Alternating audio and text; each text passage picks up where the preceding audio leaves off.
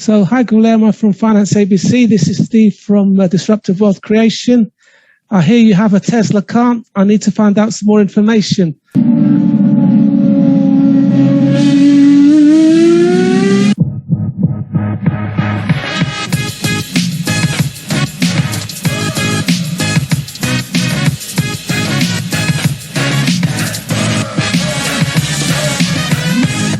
Right, so now let's get into it.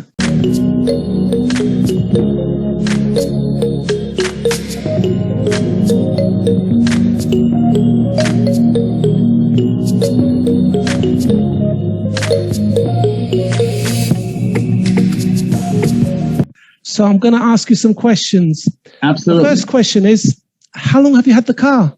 Well, I ordered it in October or November of last year of 2021, and they told us that there's a waiting period all the way to October of 2022. And so we said, okay, well, we'll do it. We just said $250, and we were online. We had exactly the car we wanted. We in the website, you can pick the color, you can pick the model, you can pick the interior, all the options. We took the self-driving mode. We didn't have a clue. We haven't used it, but we took that, and then in January of this year, 2022, they called us and said, hey, your car was supposed to be delivered in October of this year, but we have had better production, and so your car is available now if you want it. And we said, sure, we'll take it. So they said, okay, it's going to be delivered at the end of January. And then they said, oh, no, it's going to be the middle of February. I said, okay. And then in the middle of February, we went there and picked it up, and it's been great. It's a great car. You really get used to it very fast. Okay. So what is it? Is it Model 3 or is it Model Y? It's a Model Y. It's okay. It's very nice. Yeah. When you said you picked it up, where did you pick it up from? From the depot, the Gigafactory, or where did you pick it up? We picked it up here in San Juan, in Puerto Rico. Okay. I have a service center. Yeah. About 7 or 8 miles from my house. Okay. 20 minutes drive, and anything that happens to the car, you just take it there, and they give you with the car, service, that, if your car breaks down or anything, they have a crane that picks it up and takes it to the service center. But it's never been a problem. It doesn't do anything. I mean, here's they give you the manual. Oh, very nice. They give you like a short tutorial. Yes. And then they'll send you off, and they say, I have questions. And I say, oh, you look it up in YouTube. They say that. If you want to know more about the details, look it up, and we just give you the basics, how to charge it, how to drive it, how to reverse, and the first time we went to the supermarket with the car, we didn't know how to lock it. We said, and they told us, oh, you just walk away and it locks as soon as it doesn't sense your key. Yeah. Because your key is actually your phone. I mean, there's no key. It's your phone. Right. And both my wife and I have programmed our phones to function with the car, so we can open it up, and lock it, and it's very neat because you have like an app. Yeah. In your phone, right there. Yeah. Let's see it right there on Tesla. You just press it, and then it gives you all the information on the car. That's brilliant. What's the charge, if it's parked, what's the temperature inside? Yeah. If its location, you could check it out. I could be in a different country, in Miami, and look where my wife is driving. Wow. Okay. and see how fast she's going on the street, 20 miles an hour or 50 miles an hour, whatever. It's incredible. I mean, you can't cheat on your wife with this car. Okay. You'll know exactly where you are. That's brilliant. So can I ask you a question? Because one of the things that I have seen on the YouTube videos is how people summon their car. And they might summon their car for lots of reasons. I mean, you might park your car in the car park, and when you get there, there's a big puddle, and you don't want to get into the puddle, so you can get your car out. So have you tried the summon control yet? No, I haven't. But also if the parking is very narrow, where you don't have enough room to open the door, you could actually pull it backwards. Right. And, if you're in a restaurant, it could be your own valet parking, if it's raining, Yeah. We have reached the tip of the iceberg in terms of the capabilities of this car. Yeah.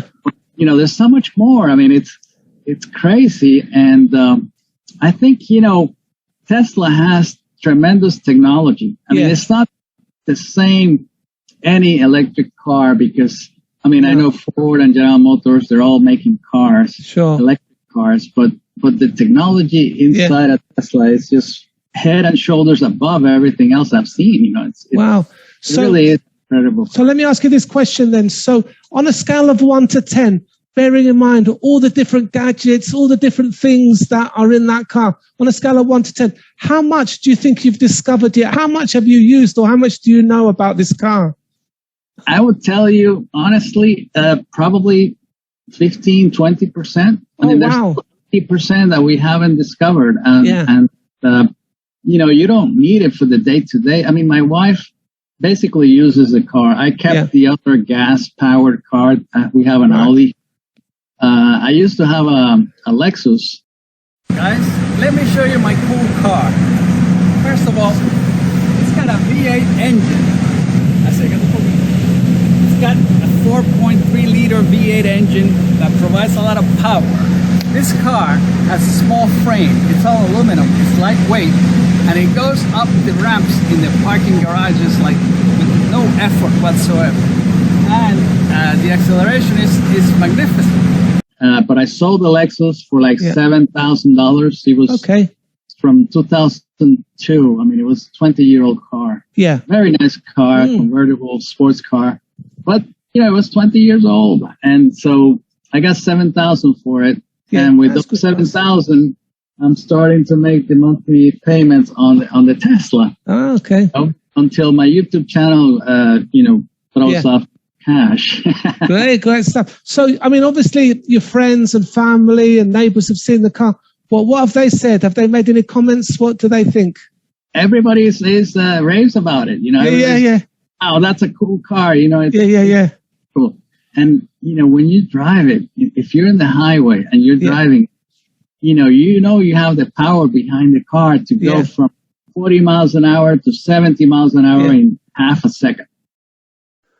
There is no sound because it's an electric car. I mean, you need to pass a car in front of you or a truck or something. You press the gas and there's no transmission. There's no shifting of gears. No. It just goes. And the cars in front of you appear to stop to let you go. Brilliant.